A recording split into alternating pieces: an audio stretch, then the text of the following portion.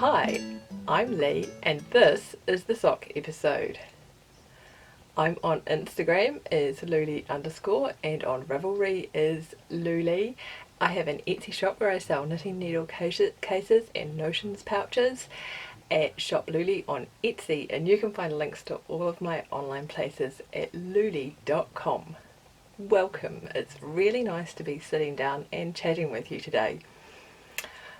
Usually I talk about my handmade life, which this week is all about socks. So if socks are not your thing, then I hope you'll come back and join me next week. But otherwise, yeah, on with the socks. Today I've even got a sock giveaway, and I'm going to review the sock related books that I have on my bookshelf as well. So the first thing to talk about is just a little bit of a shop update. I'm going to be discontinuing selling Knit Pro Zing DPNs. Even this is a little sock related. So in my next shop update I'll be having a discontinuance sale, if you like. If you'd like to hear about that and get a notification for the update, please sign up to my newsletter at louleigh.com. Otherwise, on with the foot related goodness. So a while ago I had mentioned that I had started a tube sock, or a sock tube, whichever way you want to look at it, to knit while I was reading. I'd wanted to spend more time reading novels and things, and so I thought if I could have something that I could easily pick up whilst I was reading, then I might do it a little more. And I have finished the tube that I was knitting. This yarn is Twisted Limone, and I think the colour is Perfectly Denim, and I've divided it up into a pair of tube socks. So there's toes at this end. I used a mini from River Knits UK for the toes, and yeah, and for the cuffs as well. And I knitted this while I was reading The Lido by Libby Page. It was a pretty easy, nice read. The storyline was really predictable, and some of the dialogue and the writing was a little clunky and cliched. But as I say, it was a pretty nice read, and it was pretty easy read and quick as well. So it was a good way to sort of, I don't know, dip my toe back in. I'd really gotten out of the habit of reading, so it was a good place to start. And I have these socks all finished and ready to go. I started a new book and a new tube to go with it, which is quite fun. I'm quite enjoying having tube related books, book related sock tubes. The next one that I have started is just an opal yarn that I had in my stash already. Let me see if I've got the tag in here so I can tell you what it is. No, I haven't got the tag in here, but it will be all linked in my Ravelry page, so you'll be able to see there if you decide that you particularly like this colourway. And I'm reading, what's it called? Mist Over Pendle by Robert Neal, and really enjoying it. Yeah. Actually, there's a Doctor Who episode which I think is partly inspired by the book. It's from the most recent series, and I watched that before the book was even recommended to me. So I'm quite keen to go back and watch that before they remove it from the iPlayer. So yeah, this is my book related tube.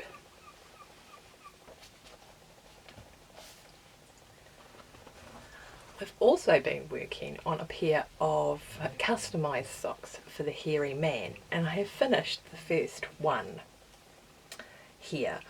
I'm using another opal yarn, and I'm not sure what the name of it is, but it will be linked on my Ravelry page if you're interested. It's a sparkly one, which I think is rather fun. I didn't have a full ball of this yarn. I had used some of it for something else, and so I needed to supplement it a little, and so I've used Louleigh's Pure for the toes and a couple of stripes on the leg. And I think that's going to be really interesting because Louleigh's Pure doesn't have nylon in it. And I know when I first became aware of Louleigh's, this was their sock yarn, and there was a lot of talk in the knitting community about how could it possibly be a sock yarn when it didn't have nylon in it. I didn't know much about sock knitting, and so I had just gone forth and bought some and knitted socks with it. I actually found it to be quite nice for socks. It's quite finely plied. There's more than 4 plies in there. I think it's a merino yarn. I don't know where the merino comes from.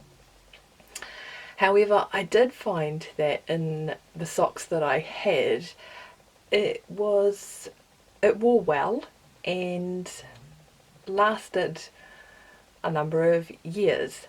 I think the thing is though with nylon free yarns, well, with this one, because that's the one that I have, the Louleigh's Pure is the one I have the most experience with. With a nylon yarn, when the wool wears away, the nylon stays in place, so you basically just end up with a thin patch that you can fill in with more yarn. When the Louleigh's wears away, there's nothing there, it just becomes a hole. And so, yeah, you just need to darn the hole. So with my previous socks, I'd darn the holes and then I'd darn the darns, and I wasn't quite so enthusiastic about my repairing my socks, so those socks have gone to the compost heap. But I did find this, yeah, quite a good nylon free yarn. It is still superwashed and acid dyed, so I guess, and as I say, I don't know where the merino comes from, but I thought that I would put it in the toe of these socks just as a wear experiment for the yarn, because the toe is part of the sock that I can replace quite easily. Unfortunately, I didn't have enough of the opal left over once I had knitted a custom pair of Hairy Man socks to knit the second sock. I did think about striping more of the Louleigh's into the foot. However, I think these socks are pushing the boat out and crazy enough as it is. So I went ahead and I bought another ball of opal, which I'm a little bit gutted about because this sock will count towards knit 1000 grams and the other sock won't. But hey ho, the Hairy Man has tried this on, and the fit looked pretty good. Yeah, the fit looked pretty good, but I did get up close and personal with his commercial socks, and what I realised is that even though he has size 11 socks, they are really, really tight on his legs, to the point where they actually leave a significant indentation. So I guess that just motivates me to knit more socks that actually fit him. He does like socks to stay up, and so that's why I've put the 2x2 ribbing in the leg. I'm hoping that will give it some structural integrity. I've also tried something a little bit different on the toe. I like the symmetry of a wedge toe, but I like sort of the three-dimensionality of a swirl toe. Our toes are not flat, but equally they're not completely conical either, and that's how the swirl toe comes out, kind of like a cone. I've tried the star toe. With a swirl toe you decrease in 4 places equally spaced around the toe, and then with a star toe you decrease in 8 places equally spaced around the toe. What I find with the star toe is that it creates a dome shape like the top of a hat, and my toes are not dome shaped. So I don't find that that fits me well. The star toe is a little bit better because it's a bit of a cone, but I thought I would try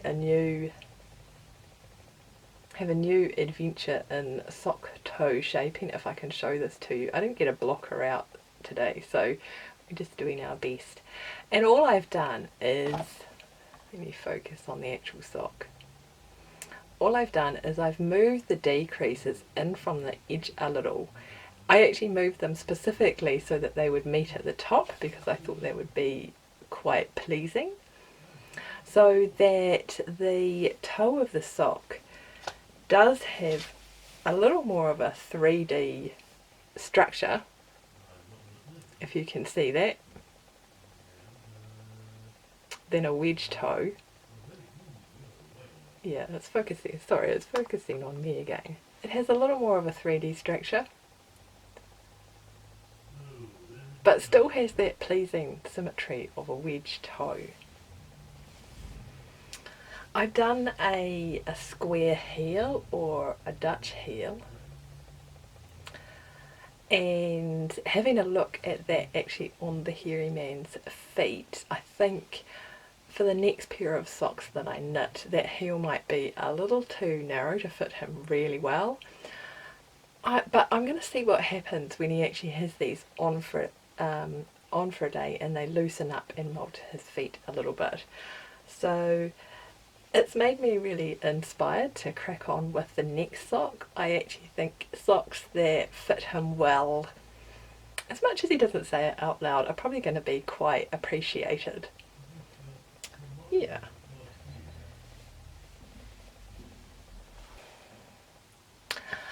Last week, after I talked about the custom sock book, I was asked to give a little review of it, and so I thought I would talk about all of the books that I have on my bookshelf, the sock related books.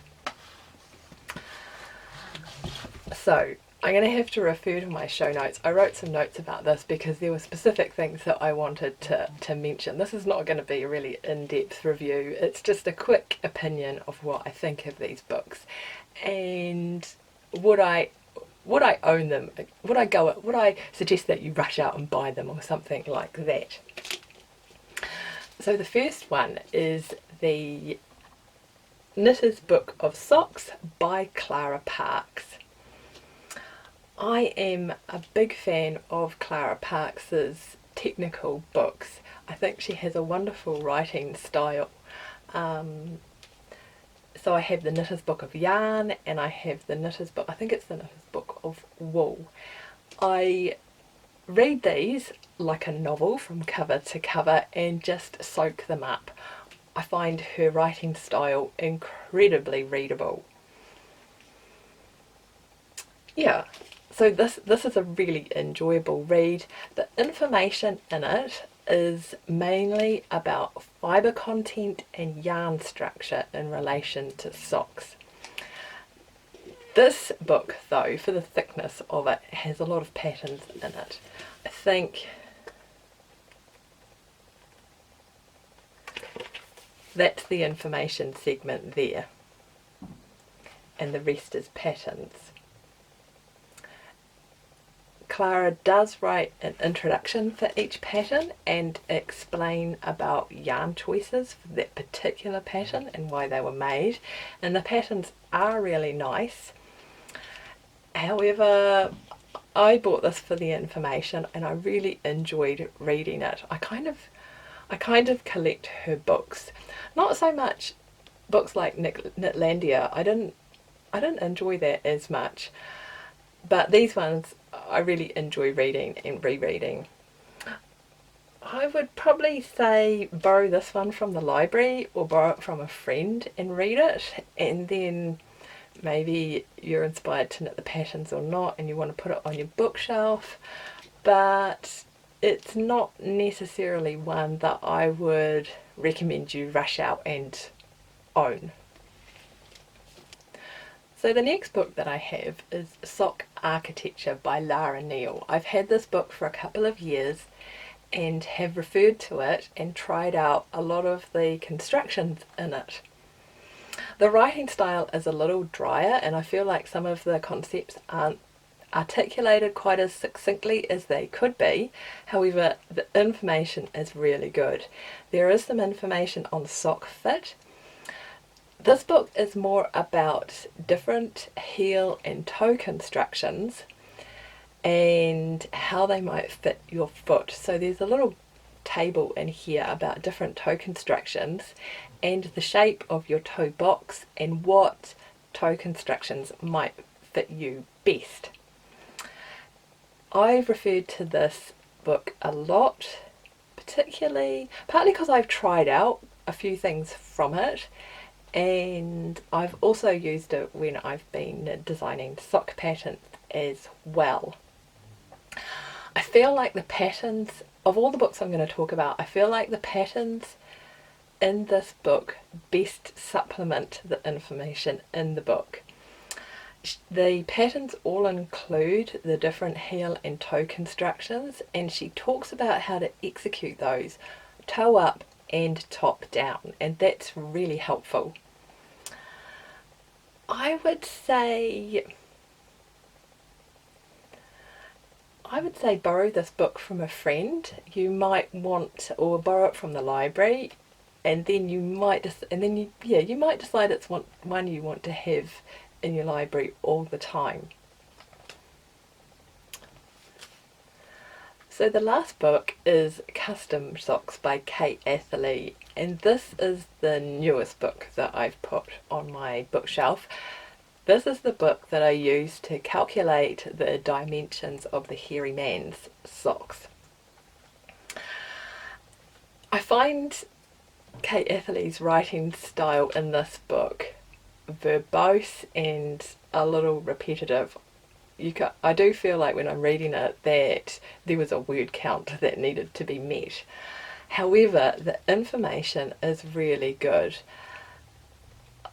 With the sock patterns that I've purchased, and I think even in the early days when I was writing sock patterns, I didn't always put in the actual dimensions of the finished sock or the foot length. There's an assumption with some sock patterns that you actually have the foot handy, or they'll talk about the size that the design is meant to fit but not actually give the finished dimensions of the sock, and the information in this book really fills in that gap. I found the survey that Kate's done about foot dimensions really interesting. There's also some helpful information about ratios, how one foot measurement compares to another, and also some information about foot dimensions if you only have one measurement or a shoe size. And there's a good table in here about shoe sizes and foot dimensions. This is a book that I would like the executive summary of. It's also a book that I think I'd like to have it on Kindle and in my phone, because it's one that I will probably refer to when I'm on the go. So it's a book that I'd like to keep handy. As I say, when I'm knitting socks for other people and a pattern says knit until you're an inch from the end of the foot, I find that really unhelpful, and so this book really fills that gap. Like I say, I think it's a good one to have on the bookshelf, but I'd want the executive summary. So borrow it, read it. I suspect you probably want to I would want to buy it. I wouldn't want to not have this book. I think the information in it is really helpful. The tables in it are really helpful. So those are the 3 sock books that I have on my bookshelf, and I think the Lara Neal one is the one that I've referred to the most, and the Kate Atherley book I can see is also one that I'm going to probably refer to a lot in future. The last thing I have to talk about are the Pebbles and Pathway socks. You might have seen these on Instagram or on a couple of other podcasts. This is a pattern by Hey Brownberry, who is Mars, and I am knitting it in Knit Picks Stroll. These are probably going to be gifted or donated to charity. I haven't quite decided yet, but Mars has very kindly given me a copy of the pattern to give away, and I thought this would be a really lovely way to end the sock episode. So if you'd like to win a copy of the pattern, please pop over to the episode thread and tell me about your favourite sock constructions. What shape are your feet? What types of heels and toes do you like? Yeah, foot shape, socks, discuss. If you're not a sock knitter, I know some of you are aspiring to venture out on your first pair of socks this year. I'd just like to know if you found a pattern you think that you'd like to use and what yarn you'd like to use, and how you're going forward with your sock adventure. New sock knitters, socks, yeah, discuss.